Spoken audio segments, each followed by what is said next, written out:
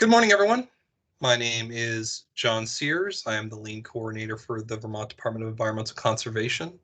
Today we are talking about results-based accountability, and I want to thank you all for taking the time to join me this morning. So I want to start with a question that people tend not to ask, and I want to see what your thoughts are. So my question for you is, what is a dashboard for? And it seems like kind of a silly, weird question, but raise your hand, I'll call on you, unmute, or go ahead and throw your response in the chat. But just fundamentally, what is a dashboard for? Why do we need dashboards? What are dashboards meant to accomplish? What do you think about dashboards? All right, Caitlin says visualizing key performance indicators. Great. Anyone else? Thoughts, feelings? What is a dashboard for? Josh. Yeah, I guess I just say you can see a summary of the progress of all your work in a synopsis form all at once, and so you don't, and some of your other trainings, so you don't have to bother people, right? You can see it without bothering them, ideally. Great, yeah, it's a communication tool. Can definitely take the place of some difficult to communicate ideas because we've got numbers behind them. Did you raise your hand again, Josh, or is it still up? Sorry, just taking it down. All right. All right, anyone else? What is a dashboard for? Anything that hasn't already been said? Okay, so fundamentally, Trey says reporting data to people who don't need to change it, only see it. Okay, so fundamentally, dashboards are about conveying information and using data to do that. And that at its core is what results-based accountability is all about. And that's what we're going to be talking about today. It serves as a great jumping off point from what we talked about last time, which is coaching, which is very data oriented and results based, and will also serve as a strong foundation for our next training, which is going to be on strategic thinking and strategic planning. So we're talking about results-based accountability today. And what is results-based accountability? So hereafter, you'll see it referred to as RBA, but it is fundamentally the idea of it starts with the ends, so what you're trying to achieve, and then works backwards, step by step, to get to the means for how you're going to get there. And you might hear it described as ends to means thinking, but we're referring to the same thing, which is starting with an end and working backwards to get towards what you need to do to get there. And ultimately, what it comes down to is for any problem you encounter, any challenge you're trying to overcome, any hurdle you're trying to get past, the idea is that you can describe it with data. And that's the hurdle, that's the mind shift that you really need in order to get into results-based accountability, because we can use it for any problem that we're trying to overcome, even ones that might seem to resist being defined by data, or might be more emotional in nature, like that these things can still be boiled down to data, and you can still utilize data to help you find your destination. It incorporates very well within Lean. Lean works very well with data.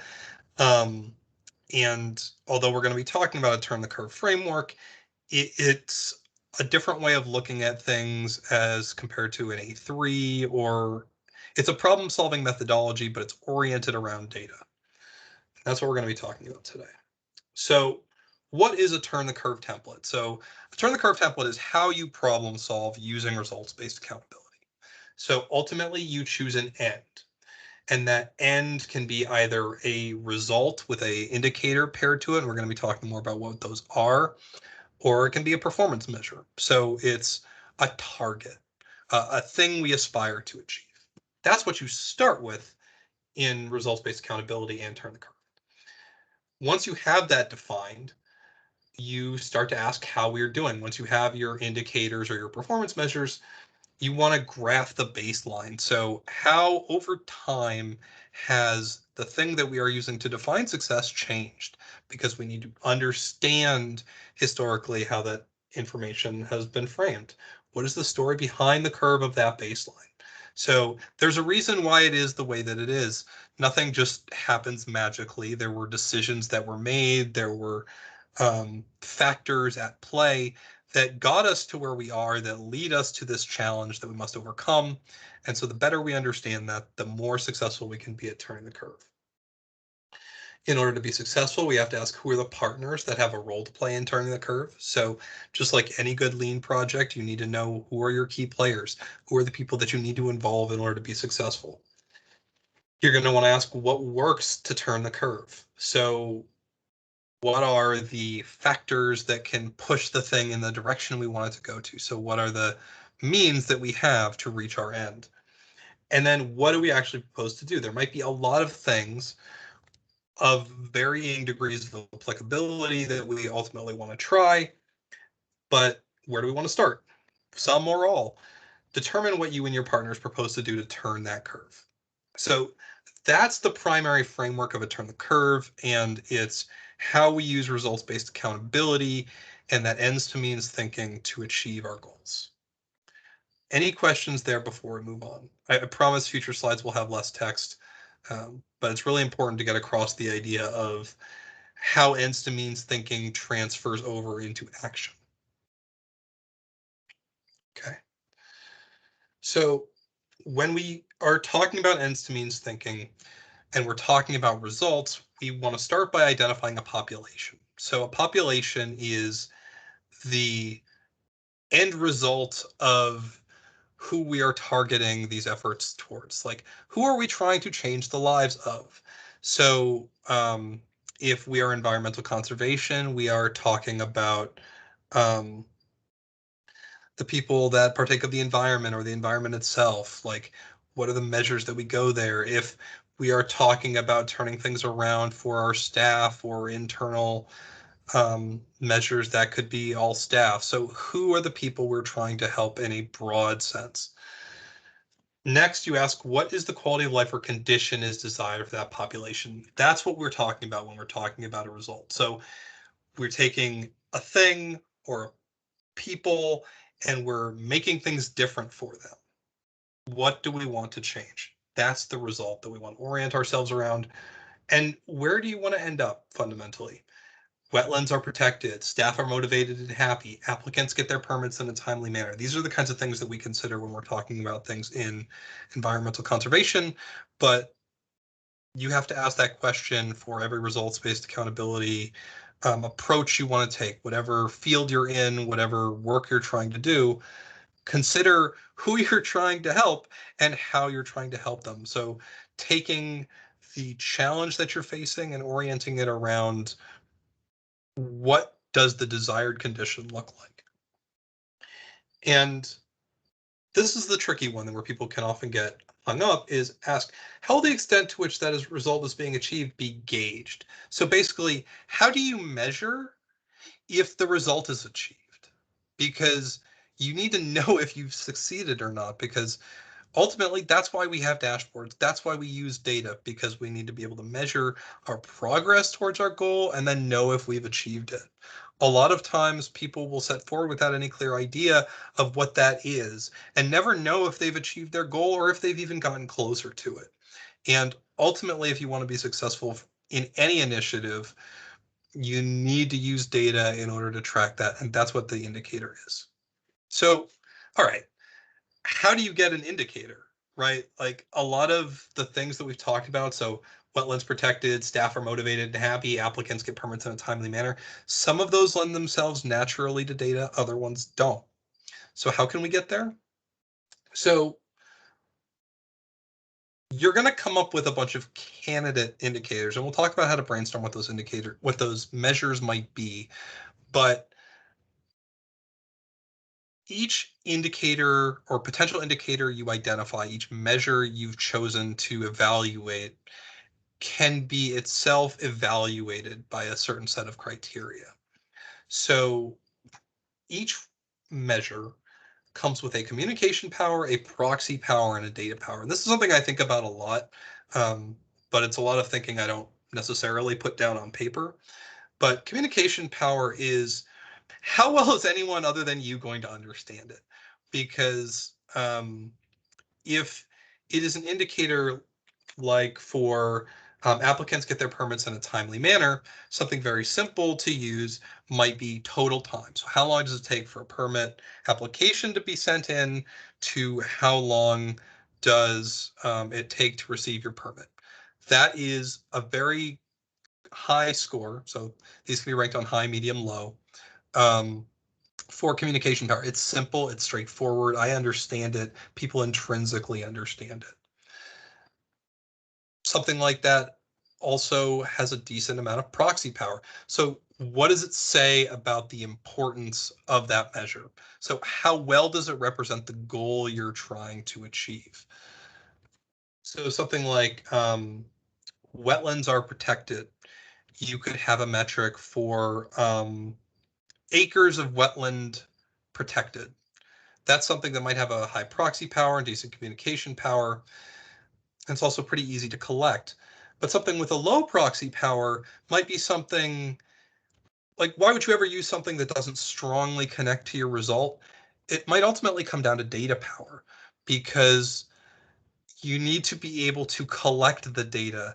And if it's something that takes you days, weeks, months, specifically of data collection to acquire, you have to ask yourself, is it worth the time and the effort it takes to get a measure that's a really, really great tracker of the progress you're making towards your result?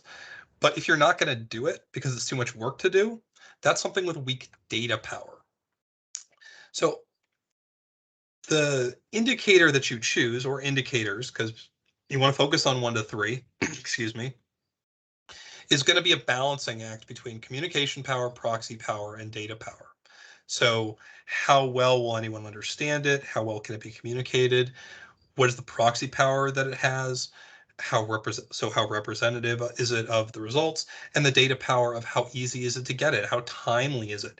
If you don't know the answer until 9 months after when the data was relevant, it doesn't have a lot of data power. And oftentimes choosing the metrics that we're going to go with, choosing the measures, it comes down to making a concession in one or more of these categories, depending on how easy it is to produce, how relevant it is to what we're trying to track, and how effective anyone can be at understanding things. One of the things that we talk about sometimes in Department of Environmental Conservation is the idea of PEP time. So PEP time is basically a summary of how much time the Department of Environmental Conservation spends on permits. Now, that's something with a lot of proxy power, because it directly talks to how much time the people in the department are spending on the permits. And that's really useful from a department standpoint, but it's something that's very weak in communication power, because I have to explain what PEP is and what it means and why it's important. And it's also middling in terms of data power, right? Because it has to be calculated, because we have these like clock on, clock off. We have a whole database dedicated to tracking that information. So all measures are a balance of these things: communication, proxy, and data power. And it's worth considering all of them when you're trying to evaluate possibilities for indicators. So you might end up with some headline performance measures, so something that's really, really good across the board, or something that might be something you want to develop. So, this fictional version here with high communication proxy power but low data power might be something you put more effort into being able to produce it on a more regular basis, or make it easier to collect. Because the way we collect data can change too. So maybe you do decide to build a PEP database in order to capture that information if it's valuable enough to do. When we're trying to come up with performance measures, we can put them in this 4x4 grid to ask us some questions to help think about how to take a result, so a condition that we want to achieve, and translate it into metrics. And by using these measures, we can do that. So we can take a look at the top here. This measures effort. So how much effort are we putting in? And you can break it further into quadrants of quantity and quality. So quantity is counting, so how much, and it's how much did we do. That's effort, right? Your how much service did we deliver, number of customers served, services and activities. These are things that are usually very easy to measure, right? They're just counts or basic numbers of what are you doing? Like you can be running around doing a lot of stuff, and it's really easy to measure what you're doing because you're doing it. It's often tracked in our databases. It's very easy to collect that, but it oftentimes has a very low, if we're referring back to this chart here, it has a very low proxy power. It's weakly tied to the results that we're looking for. Something that tends to work a little bit better from um, our proxy power is how well did we do it. So um, oftentimes these are categorized in terms of percents. So percent of services or activities that are performed well. So we use the results-based accountability framework in the DEC Lean program. Something that we categorize how well did we do it is for every project that we have measures that the programs are coming up with to measure the success of the lean project that we undertake. And so if through our work we help them achieve their measures, we consider that us doing our job very well. I consider how well do we do it a percent of repeat customers. So how many people want to come back to talk to me about doing lean work because they like the results, they like the way things have gone, and they want to do more of it. The best generally in terms of proxy power is anyone better off, right? These are deeply tied to the results because they are tied to the populations that they serve. It's about effect. So what is the effect of the work that we're doing and how well is it resonating? These are things that what quality or quantity of change for the better did we produce? So in the case of lean, again, we tie it in to the 8 wastes of lean. So every lean project should theoretically involve some form of waste. So how successfully did we eliminate that waste? Did we find efficiencies? So ideally, things that put people in better conditions than when we started. And a results-based accountability framework, it's directly related to the results. But oftentimes these are very difficult to measure. If we are talking about what quality of change for the better did we produce, for the lean program, it's talking about we have to survey the population and find out, are we building a culture of continuous improvement or not? It's difficult to measure. It takes effort to collect that information. It's deeply relevant to our goals. It's deeply relevant to the results that we are targeting. We have a target in mind, but we have to go out and seek that data. It's not something we naturally have, like how many projects did we do or how many people have been trained in lean. These are things that are easier to count, but less relevant. So ultimately, it all comes down to balancing how we evaluate the communication power, proxy power, and data power. So why bother with all these measures and metrics? And it's like, yeah, you can put them all on a dashboard, but ultimately, what does that have to do with ends to means thinking and achieving results? Well, once you have your indicators chosen, once you have your measures that you want to track, we can begin to understand the baseline. So over time, these numbers that we've chosen to track our results have changed.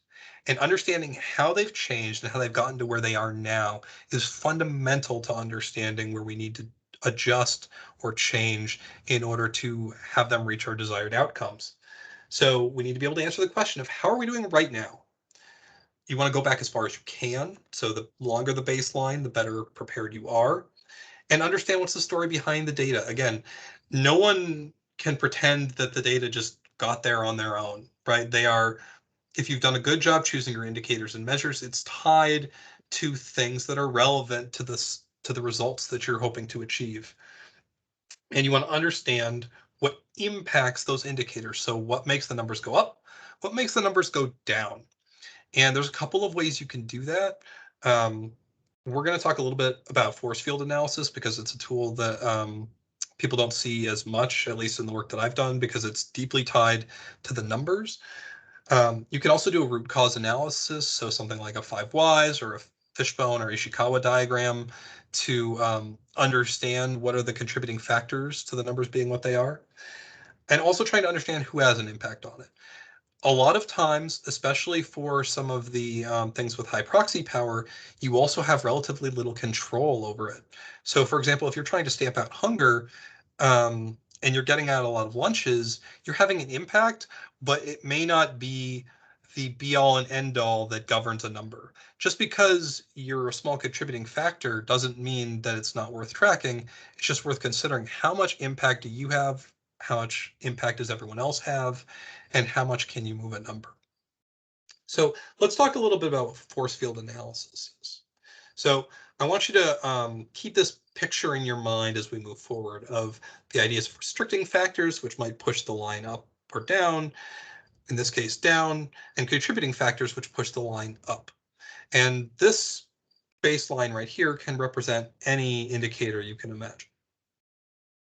So a force field analysis is very simply a collection of forces for change in one direction versus forces of change in another direction. And the way you use the tool is by sort of stacking up all the forces in one direction and totaling up their influences, and then forces against the change, pushing things in the opposite direction. So you see in this case, when we're talking about deciding whether we should upgrade a factory with new manufacturing equipment, we are taking a look at things that are for and things that are against and seeing how the totals add up. So right now, upgrading a factory with new manufacturing equipment does not make sense. If the challenge is how do we upgrade our factory, we can evaluate this using this tool, but it's also a great tool for looking at an indicator. Why is it the way that it is? Here are the things that are contributing one way. Here are the things that are contributing the other way.